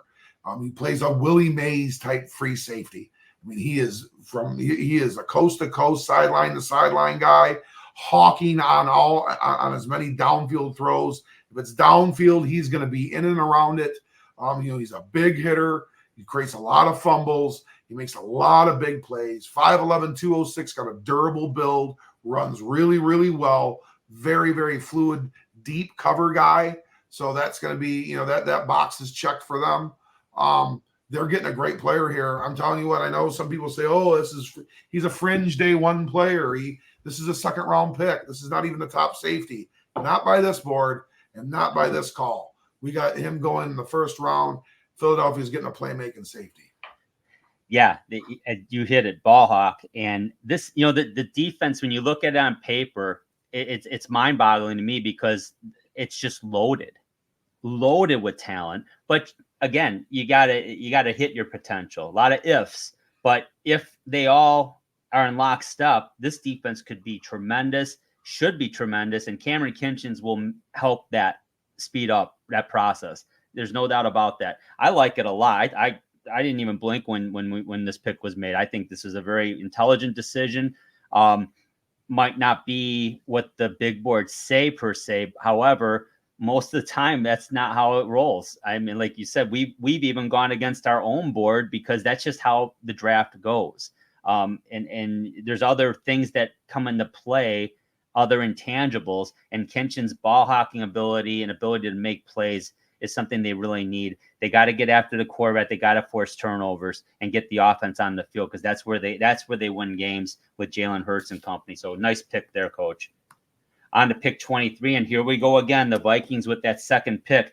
Now again, here's where a trade with Minnesota moving up is enticing because they had the 11th pick, who we had them taking Bo Nix, and now they have this 23rd pick, which I believe they got from the Cleveland Browns. Yes, I'm correct. So what direction are they going to go? So in our scenario, they got their quarterback. They have a Justin Jefferson at receiver. They have now Aaron Jones at running back, and they have a TJ Hawkinson at tight end. Although I know that he's banged up, unfortunately. So not sure what the prognosis is there in terms of when he's going to be able to come back. He will come back, but not sure when. But again, Brock Bowers is off the board too. So at this point now, they also did lose Danielle Hunter. That's a huge loss. Danielle Hunter was one of the best pass rushers in football last year. They have to address that side of the football. And really, we see it going this way with the defensive tackle out of Texas, Byron Murphy II. I believe one of the best defensive tackles in the prospect class this year. And no question, 6 foot, 297 pounds, elite strength and athletic ability. He's got a violent punch and press anchor at the point of attack, Coach. He's a very, very strong player. He's explosive off the ball, and he penetrates the line of scrimmage quickly. So he can break up a lot of opportunities where guards or centers are trying to pull. He's a disruptor big time, but he's also an elite disruptor of the quarterback. So he's good against the run and against the pass. He's versatile in terms of where he can line up on the line of scrimmage. He's got a relentless motor. He does not quit. And really a high football IQ, a great technician. Lots to like about Byron Murphy. Now, another guy I'd love to see in Detroit, although Detroit certainly addressed that position group in the offseason. But Byron Murphy II, we see going to the Vikings, and that'll help. Yeah, 100%. Byron Murphy's, another one of these, you can just see how Aaron Donald's changed the game. He's really created a niche for this style and this size interior defender. He's Aaron Donald size guy, 6 foot, 297 pounds. And he plays just like, a broken thermometer out there. So, I mean, he is physically talented, physically able, and physically mean. So, this is really a juicy pick, for Minnesota. This really does fortify things, gives them a great interior piece of their defense. Yep, he's going to be giving teams in NFC North fits, including our Lions. So, not liking it, but it makes sense. Why we got to keep a good interior offensive line, Drew? It is important, isn't it? On to pick 24, Coach. Yeah, pick number 24, Dallas. Dallas, they really struggled on the defensive end in that playoff game against Green Bay. I mean, there was a lot of things that went wrong. They were giving up pick sixes. They had multiple pick sixes in that game. But that really, you take those two pick sixes out, they still lose that game by several scores. So, Dallas really is a team that underachieved in many respects. They've got a lot of things that go their way in AT&T Field, and they won some football games they probably shouldn't have won. But the chickens came home to roost in the playoffs when the Packers absolutely just lambasted them in Arlington, Texas. So they got to get better on defense. All the talks that Dak Prescott's a long-term option there. I know they're looking to do some things in fortifying their running back position, and that could be something they could very easily address at this spot because the top running backs there's been no running back selected thus far. But that's not what they're going to do, Drew. They're going to get a great defensive back, kind of have a little bit of a run, have a great defensive back sitting there, and they're getting Nate Wiggins out of Clemson. Some have him, the top cornerback on the board. Yep. There are some that have him at the top corner on the board. He's 6'2", 185, long, lanky, rangy defender, kind of modern for that way. He's got very disruptive length. Great pass defender. He's, and he also sets a really good edge for a player of his size on the perimeter as a run defender. He's got great awareness. He just takes dimensions of the game away through his physicality and the technique that he already uses. He's very fluid. He's got great recovery speed. He's a confident man cover, and he's also confident defending in zone. The Cowboys get a good one with Nate Wiggins for all the way down to the 24th slot.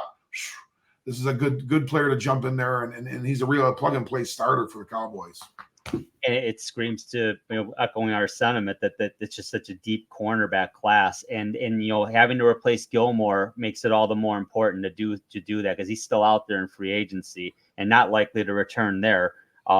So yeah, this just makes too much sense. Nate Wiggins is an immediate starter, and he's going to shore up an area that they definitely need support on. So I can't argue with that pick at all. It's a great pick. Nate Wiggins is a good player. On to the Pack at pick 25. And, Coach, they definitely were the team that was next in line behind the Lions. They even won on Thanksgiving in Detroit. They're a very capable group. They're a scary team. They're a playoff team. Like you said, they throttled Dallas in Dallas. That was a shocking and impressive win for them. They need to build on that. They've got to do some work on that offensive side of the ball, though. They lost Aaron Jones, but again, like you said, we haven't had a running back picked here. And, I don't think that's the answer here necessarily. They could look receiver, but at the end of the day, I think they need to look and replace David Bakhtiari. They need offensive line help, and they need to do it right away. And even at 25, they're going to get a really good one here. The tackle out of Alabama, J.C. Latham. I'm shaking my head because this is the Detroit Lions, like one of their chief rivals in the division, folks, and they're going to get really good here. J.C. Latham is 6'6", 360 pounds. An amazing twitch and agility for a person his size. I mean, he's super athletic for being 360 pounds. Just a heavy, strong anchor as a pass blocker. He's smooth and rhythmic in pass sets, and it's really fun to watch on tape. He's a very smooth, very agile, big man. He's adept and productive as a reach blocker. Again, we've mentioned that a few times now. That's a hard thing to do. He's very capable. He's a high IQ player. He offers position versatility. This is a beautiful thing. He could move inside. He could move to right tackle too. Works well with guards or tackles. Again, great combo blocker. And that's where that IQ comes in. That's instinctive, coach, to be able to instinctively know where to go and how to really be supportive as a combo blocker. But J.C. Latham, we see going to the Pack at 25. Yeah, and he's an immense prospect. And like you said, this is really the place they draft for the position to draft from for the Packers. They can really make things better for Jordan Love. There's a couple of tackles. The great interior blockers are all in there, all available here as well. So, I mean, it's a plethora of great offensive line talent to pick from. Packers do a great job with Latham. Yeah, he's going to start for a long time there. So good luck to him, but not against Detroit, of course. On to pick 26, Coach.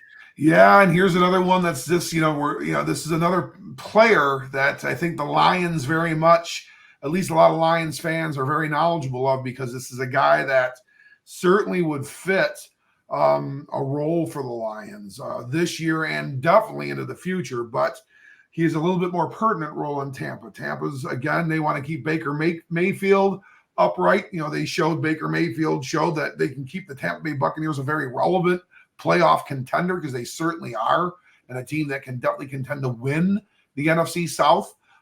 They just need to make sure that they're a little bit more solidified on the offensive line in this case, among other things. But in this case, it's the offensive line, and they get a guy that checks a lot of boxes because he can play a lot of different positions.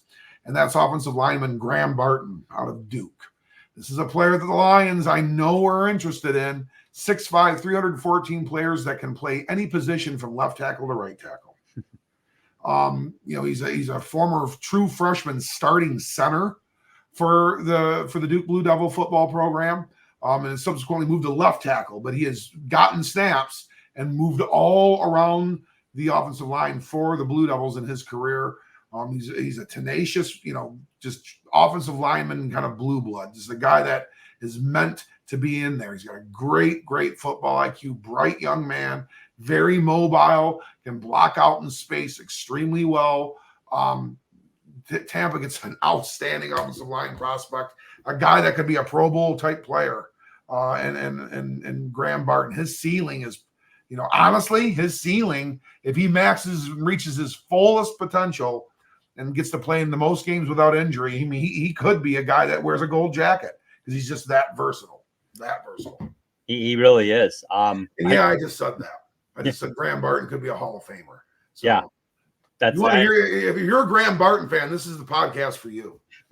Exactly. We got hashtag Graham Barton, HOF. No question. Yeah, he's a great player. Would love him in Detroit. Makes a lot of sense. I mean, we see him slipping inside the center more than likely. A lot of people are projecting that, but like you said, he could play anywhere. Tampa Bay gets a hell of a player in Graham Barton out of Duke. On to pick 27, and this is the second first-round pick that the Cardinals have this year, Coach. And that's why another reason why that trade with the Giants is very safe for them to make. If it shakes out that way, it's such a safe move for them, and they still will be adding a lot of talent in this group. And they address the offensive side of the football with Marvin Harrison Jr. at 6 in our scenario. So now they got to look to the defensive side of the football, and really, in our mind, it was kind of like, who's the best guy available there.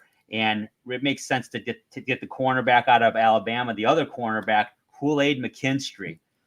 We've certainly heard a lot about him in Detroit here, and you started hearing a lot more about him after his combine workout. But when you watch him on tape, that's where the money's made. And Kool-Aid McKinstry is a very good cornerback, 6'1", 199 pounds, so basically 6'1", 200 pounds. Started as a true freshman in Alabama. Not easy to do. You got a lot of 5-star recruits going there, especially when Coach Saban was down there, and we don't anticipate changing under Coach DeBoer, right? But great length and frame for an NFL outside cornerback. Exceptional football IQ and elite awareness. It's a smart football player. He's a very good physical and good athlete, but he's exceptional football IQ. He's a very good punt returner. He's calm under pressure as a punt returner. So he's able to process quickly. The moment's not too big for him. Kool-Aid McKinstry makes plays, very comfortable in press man coverage. He has great feel and confidence as a zone cover cornerback as well. So he can play in any scenario. He's an impressive communicator. He's a leader in the secondary. He plays long and disruptive.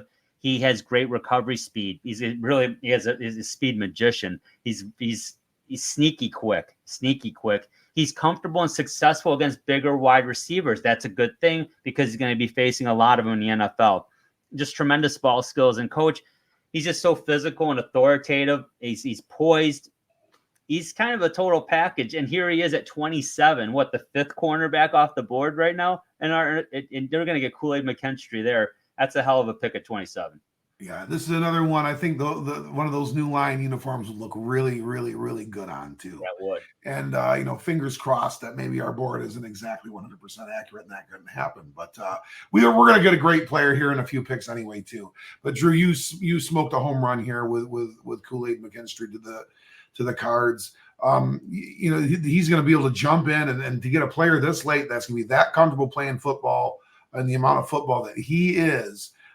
It's going to be impressive. I just want to see what his NFL ceiling is in regards to his athletic ability. He's 6'1", 200 pounds. I mean, he's a good sized kid. Does he have enough fluid athletic ability to be, a Pro Bowl caliber corner, or is he a starting caliber corner? Nonetheless, at this slot in this draft, if you get a long-term starting caliber corner, you get a big win. I think Kool-Aid McKinstry is going to be at least that. Yeah, absolutely. I agree with you. His floor is high, his ceiling's high, so it's a safe pick in that respect. Pick 28, Coach. Well, the Bills, Dunn did it again with a big move, and they shipped Stephon Diggs out of town. Made a little bit of a move there, sent him down to Houston to acquire some draft capital, and so there's a hole. There's a hole on that offense, a big hole in the wide receiving core, and there's some doggone good ones out here still, Drew. And I think Buffalo is going to strike the iron on that and go with Brian Thomas Jr., wide receiver, the second wide receiver out of LSU to go in the first round here, and to complement to Malik Neighbors down in Baton Rouge for Brian Kelly, Jaden Daniels, and the Tigers this past year. 6'4", 205, big, tall target. He's has great focus on the ball. He makes catches. He makes a lot of catches. He's got great long speed and get open, get down the field, make a lot of plays down the field. Let Jared Allen, really, fire it down the field to him.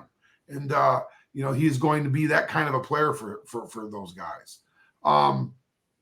He can, plays the start and stop game, so he can really do things after the football with the ball. Brian Thomas is going to be a nice player that's going to jump right in and start for them at wide receiver and be a guy that gets targets.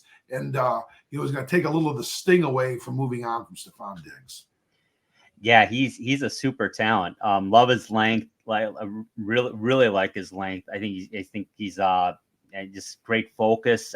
He's a nice pick, and absolutely a paramount need for Buffalo. This was almost a no-brainer in terms of the position they need to look at, and to have a guy like Brian Thomas Jr. there. Yeah, great pick there, Coach. No question. I think he'll make I feel real confident in this pick here, shaking out, regardless of how a lot of boards shake out. I think Buffalo, this makes a lot of sense. On to pick 29, the Detroit Lions. So, we Coach and I made this pick together, and we labored over it because is there a glaring need on the Lions? No, they're a very good football team. They do have needs, though. You look at the offensive side of the football, you could talk about they could add a receiver, but they're not devoid of talent there. They have a guy named St. Brown and another guy named Jamison Williams. They're pretty good. So, but they could do that.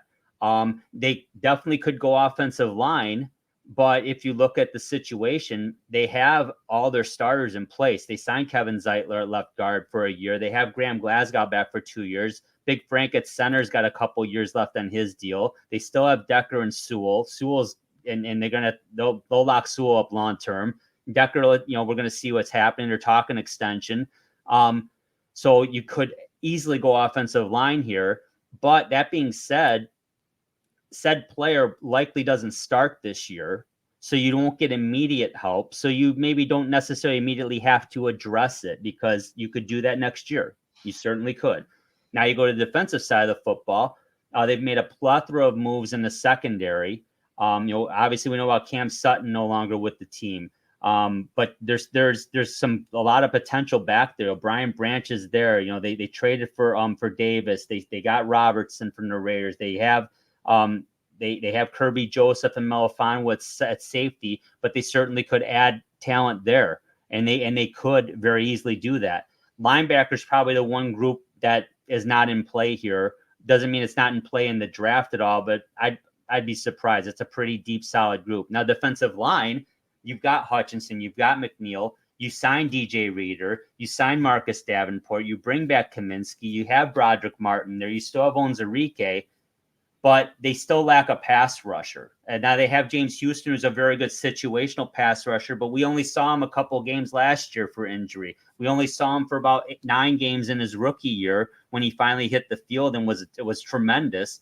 But he's very situational. So who can they get maybe as an every down lineman who's going to help Hutchinson disrupt the quarterback a little bit? And I think that's ultimately where it shook out. But then there's a couple options there. But ultimately, we went with this pick, and we feel very good about it.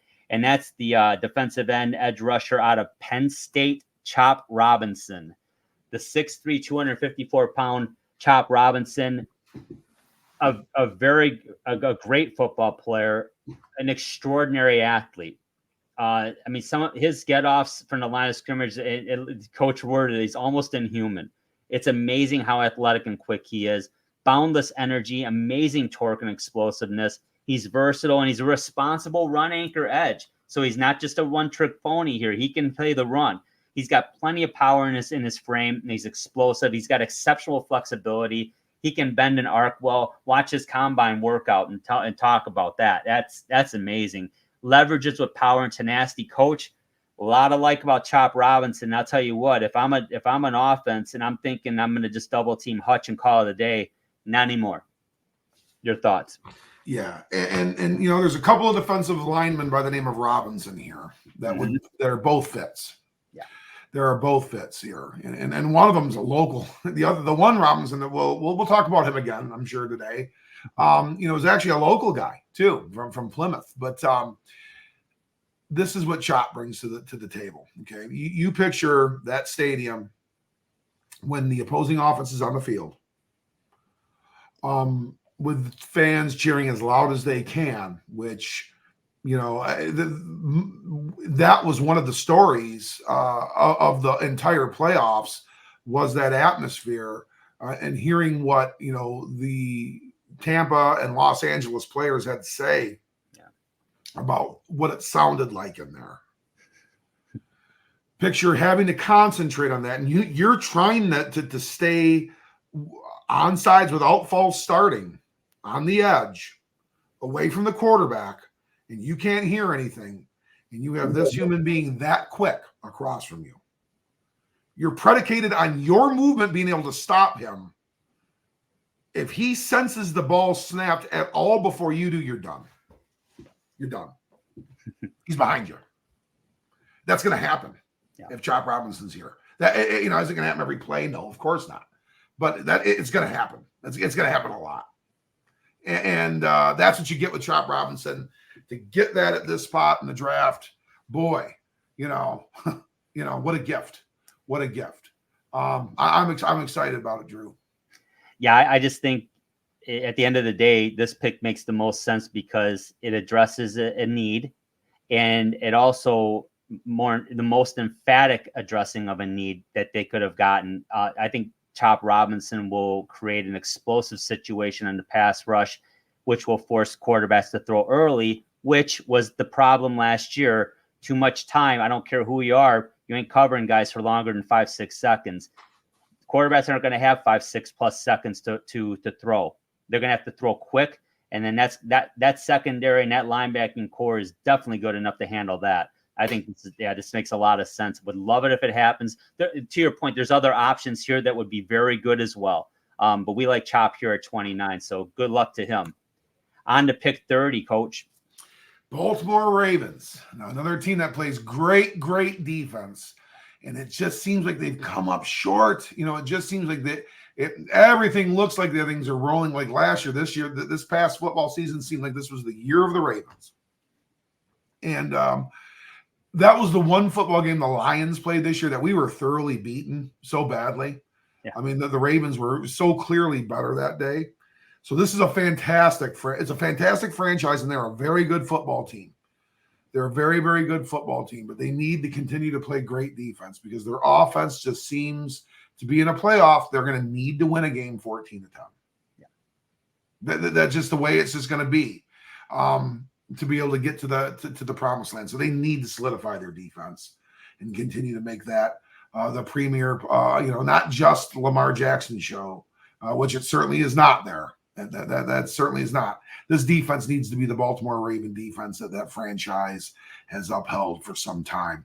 And in doing so, they're going to get defensive lineman, Darius Robinson out of Missouri. And as mentioned before, Plymouth, Michigan, Canton High School. He's a defensive lineman. He's not just an edge defender, folks. He plays every single alignment along the front in Missouri. At 6'5", 296. He is a massive defensive lineman and a massive build for a guy that could play the edge primarily if you wanted him to. But he played inside. The majority of the time in his career, he played inside for the Missouri Tigers. And he's just very difficult to attack at the point of attack. He's hard to move. He stays on his edge. He stays on his gap. He stays on his set so well. And he's also very fluid and agile. He moves very well. He's a good pass rusher. He's very long-armed and levery. He can disrupt in the passing game very, very well. He's a great run defender and a great run anchor, but he possesses enough in the pass rushing area where he can be an everyday or every down lineman for the Lions. We addressed a lot at the defensive tackle position with the Lions, so we decided to go with more of a pure form pass rusher on the edge. But boy, does Darius Robinson add an element to the Baltimore Ravens defense, and his character is so strong. Yeah. He is considered by some to be one of the best leaders in Missouri Tiger football history. So, I mean, this is and how you measure that, I don't know, but, his character references are off the charts. Darius Robinson is going to be a great Baltimore Raven. Yeah, and would not shock me at all if his name's called at 29, to your point. Like you said. Nor would it hurt my feelings. Nope, exactly. But bottom line, at the end of the day, you touched on it. The Lions addressed the defensive tackle position thoroughly with DJ Reader. So, and bringing Kaminsky back, that made them able to go the Chop Robinson route versus the Darius Robinson route. But either way, you get a hell of a football player. So we're going to look forward to watching him perform under Coach John Harbaugh. It should be interesting, and hopefully he has a great career there. On to the 31st pick, and Coach, we got the San Francisco 49ers, who the Detroit Lions had at halftime down 17 points in the NFC Championship game, but ultimately weren't able to hold that, and the Niners went to the Super Bowl and ultimately fell to the Chiefs.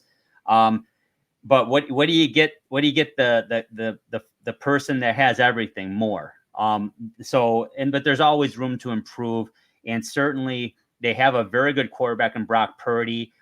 Even though he was Mr. Irrelevant in his draft, all he does is make plays and put up top 10 statistical numbers.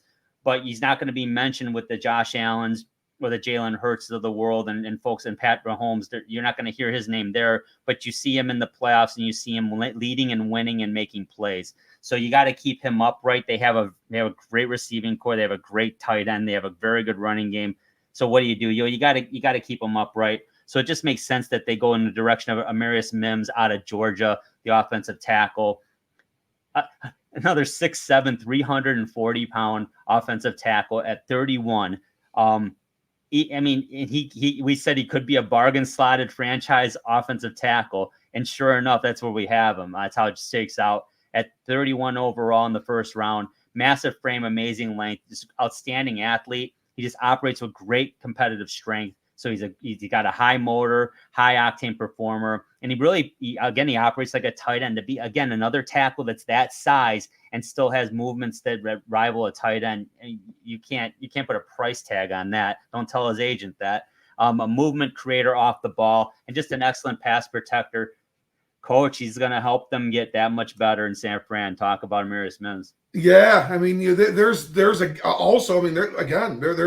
offensive linemen that you could look at here. I mean, there's Jackson Powers Johnson, who's maybe the best interior offensive lineman on the board, and overall interior offensive prospect.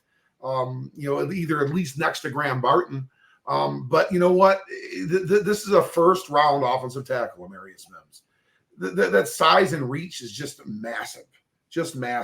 And a team, again, that likes to run the football. That's really the MO with the Niners is running the football and doing, and really controlling the ball, on offense. Amarius Mims is going to make that easier to do at this size. So, I mean, yeah, great fit here. Great fit. Boy, great spot to go. All that success over down in Athens, Georgia. Then you head over to the Gold Coast and up in San Fran and, part of the faithful up there in Santa Clara, trying to win an NFL championship. Great addition to that team, no question. And on we go now, Coach. Pick 32, our final pick of the first round. Closing things out here, closing things out and wrapping things up here with this draft.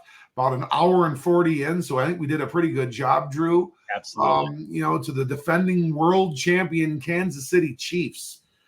Chiefs could go a few different directions here. They have a somewhat of an aging roster, and there are some needs to fulfill there. It's really, really difficult to manage your championship level roster when you're always drafting so late. But it can be done. It can be done, as we've seen with teams like the Green Bay Packers, like the New England Patriots. They've been able to stay at the top for a long time, drafting in this back end of the draft.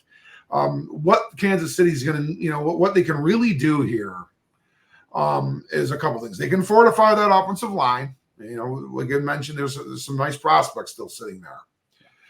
There's plenty of good defensive players that they could really insert into their defense and probably be rotational pieces and do some things next year for them, or even potentially start in some spots.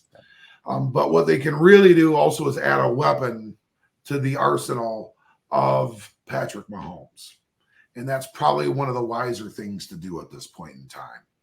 And that's what the Chiefs do at pick 32 with Adonai Mitchell, wide receiver out of the University of Texas. One of two high-caliber wide receivers out of Texas, 6'4", 196. He doesn't play as long as he really is, or he doesn't look as long as he really is on film because he's so fluid and twitchy as an athlete. Tremendous body control. This is an NFL caliber athlete. We have a lot of football to watch. We've got the NFL. We've got obviously NFL and college play at the same time.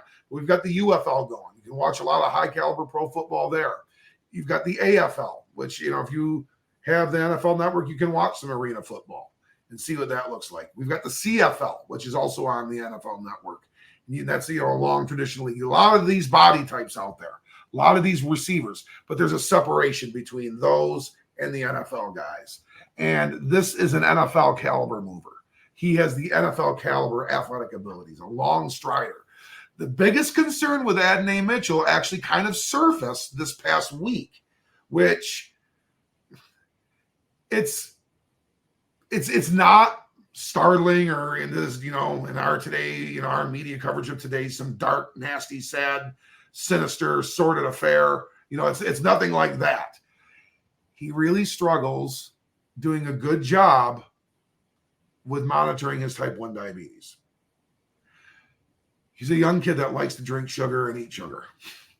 And he does not do the best job of that. He has had some of his former trainers and say, he just does not make maybe sometimes the best decisions with his food and his caloric intake and his and monitoring his metabolic, levels. Yeah. And he's going to have to do a better job of that as he gets older in life. And if he wants to be the highest level competitor he can be, that's got to start taking place here. So got to probably avoid going out to lunch too much with Coach Reed. You might want to, stick to the training table, but not trying to make a joke of anything. But that's a very correctable thing too. That's not, any poke at Adonai Mitchell's character. That's just a simple thing that millions of us Americans, including the guy that's talking to you right now, struggles with. And that's his staying away from the sugar and the carbs as a diabetic. But he brings a lot to the table as an offensive weapon. And this is this is currently the franchise of the league. What'd you say, Drew? This is the dynasty right now is the Kansas City Chiefs. And he would really add to that fray and change an element to that offense at the 32nd pick. Yeah, even prior to and really what predicates this, over time. They had to part with Tyreek Hill. They quite frankly couldn't afford him. Hardman didn't pan out. They went out and signed They got Kadarius Toney, and that just didn't work out at all. Valdez-Scantling, you would have hoped would have been a solid number 3. It's not. Won a world title with them, but yeah, they did. Absolutely. But and that just shows the greatness of Mahomes and that Kelsey fellow over there. They're pretty good. But Rashee Rice now this off season, there's trouble. I'm not getting into it, but who knows what Rashee Rice is going to offer them down the road? I don't know. There's obviously a massive issue character-wise, and there's going to be a penalty to pay for this too. So and then Isaiah Pacheco has become is a really good running back. And we knew him from Rutgers in the Big Ten, so we certainly liked him. Didn't expect him to be what he is necessarily, but certainly thought he'd contribute. But he's a really good running back. They had to do this. And like you said, if he can, he's going to have a lot of support. Certainly. I mean, I would think any team that's going to go and get Mitchell is going to put a lot of support around him to make sure that he's physically doing the right things. And it sounds simple, right? Oh, it's hard to work out. It's hard to get strong and fast. Of course it is. It's really hard to not go to McDonald's. It's really hard to not eat a big pile of mashed potatoes and maybe go with vegetables. It sounds simple. Well, it isn't. And I struggle with it too, Coach. It is my whole life. So, but if you're type 1 diabetic, it's critical. It's essential. And it is. And I've got something to add to that. I'm very, very blessed and fortunate to have a little bit of a part-time job that gives me some very exclusive, access to NFL football life. Mm-hmm.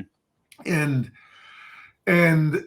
I've every week. I mean, this is it's common and current. There's a whole traveling case for these players to access things like gummy bears, gum drops, like honey packets and like honey shots, that you would put in a tea or something like that. Mm-hmm. Other forms, Jolly Ranchers. Other forms of really, quick, sugary, spiky things, because, that's in these current trends, that sugar rush kind of gives you that energy, it kind of gives you that boost and that kind of thing. And that's not good for Adonai Mitchell. Those are the, these are the little things that he's got to be, cognizant of, that I'm not so sure, that he, those are the things that, he needs to be more mindful of, and those kinds of things. I think it's making I probably made way too much of a thing about it. But I mean, if there's anything, because we didn't really go red flags on a lot of players, and I'm not trying to, do that to Adonai Mitchell, because I certainly think this is a good pick for them. It's a really, really good pick for them. He's going to be, if he maximizes his potential, a massive difference maker for the Chiefs.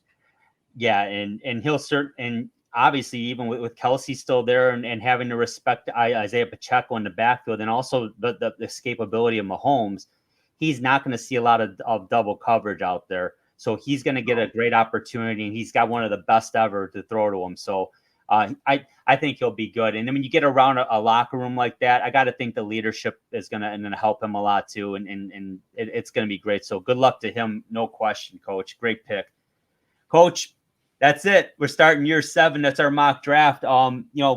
Could shake out, could be very different. I think it's naive if we thought there wouldn't be any more trades in the draft. Of course there will be, but we addressed that earlier. Good luck. I mean, now it becomes just a fiction story. We want to be as real as possible, and I think these are solid picks.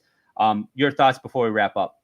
Yeah, I like our board, and I think it was very easy to pick from. I think things fell in line, quite well. Like you said, the trades are so hard to gauge. I think, we tried to do so early in the draft because we really, by all indications, are expecting a trade in the top 10 to involve moving up to acquire a quarterback. It just really feels like that's something that could happen. However, looking at the trade that we made, do you necessarily need to make that trade in order for that to happen? No, because Arizona could just take Harrison at 4 if the Chargers are just perfectly set on taking Joe Alt at 5. I'm sorry about that. Joe Alt at 5, which I really do feel that they are. Yeah. They get their guy at 6. In McCarthy. The Giants do. Yeah. I do think there's other teams that are going to inquire about that 4th pick. That's why. And it really seems to me to be the trade that Arizona walks away with their guy and gets more draft capital in the process. So, I mean, that's the only trade that offers that. Everything else is going to move them further and further away from being able to get Marvin Harrison Jr. They won't get him. No. So, because if they're not there at 6, I don't think Brock Bowers is going to Tennessee at 7. I think Marvin Harrison is going to Tennessee at 7. You got it. So, that would be that thing. If the Giants are in love with J.J. McCarthy and they see that as the way to move on from Daniel Jones down the road, and still cultivate them and develop him so that he's ready, then that's, I think it's just what's going to happen. I think that's just what's going to happen. Yeah, I totally agree with you. It's the only trade scenario that allows the Cardinals to still get their guy, like you said, and also add a first rounder next year, additional draft capital. That's huge draft capital. Yeah, that's a good move. No knock on Daniel Jones. I mean, God bless him to get $40 million a year for 4 years. Good for you. That's a tough contract to live up to. I mean, that's the kind of contract we're talking about giving an extension to Jared Goff. And Jared Goff's done a lot more in this league than Daniel Jones has, and probably maybe ever will. So to necessitate that move tells you that the Giants aren't thinking he's going to either. And they're just going to they're going to live in cap hell for a little bit. So it is what it is. I'm just glad it's not the Lions' problem. I'll say that. And hey, hate to put the wet blanket on the party, folks, and Brad Holmes already touched on this, but I will remind, he could trade up, he could trade down, he could trade out of the first round. You don't know. And if honestly, there's a lot of scenarios where the Lions could literally move back 5 spots and still get a high level caliber starter, immediate starter, whether it be on defensive line or at corner or at safety even. So there's a lot of versatility here. We love Chop Robinson. We think he's the best fit in this scenario, but there's a lot of other players, like one Jackson Powers Johnson you mentioned. That's a tough guy to pass up. To me, the deal breaker there was Chop starts now, Powers Johnson starts maybe next year or the year after that, depending. We don't have Derek Barnes. I mean, Adrian Cooper would be a great slotted player here. You got it. So this is going to be so much fun. Cam Kitchens would be a great Detroit Lion. Yep. And yeah, exactly. So it's just a lot of options. Folks, the draft's on the 25th of April. This is Saturday the 20th. So there's still 5 days away. Check out our playlist, the 24 NFL draft prospects. We have every prospect group there. We analyze 6 in-depthly, and we also have 6 other dark horse candidates in those. So check that out. Thank you for watching. Don't forget to subscribe and like the video. Give us your thoughts. Where do you see the Lions going? Any picks you disagree with? Any picks you think are spot on? Let us know. This is an inexact science, but we certainly spent a lot of time on this. And I want to thank you, Coach. You did a hell of a job this year. You shouldered a lot of the work on this. You did a hell of a job. It looks good, and we're proud of it. So on to year 7, and we're looking forward to Thursday. So for Coach Andy Shield, Marine City Mariners, I'm Drew. Thank you again for watching, everybody, and take care. We'll talk to you soon. This has been the Sports Peninsula Podcast. To subscribe to the podcast, simply click the subscribe button on our YouTube channel's homepage and give us a like. You can also follow our audio podcast on multiple platforms, including Apple Podcasts, Amazon Music, and Google Podcasts, just to name a few. Give us a follow on Twitter. Our handle is @SportsPPodcast to check out our latest releases. Thank you again for watching and for your support. Remember, when you want to hear all about sports in the great state of Michigan, there is only one Sports Peninsula Podcast.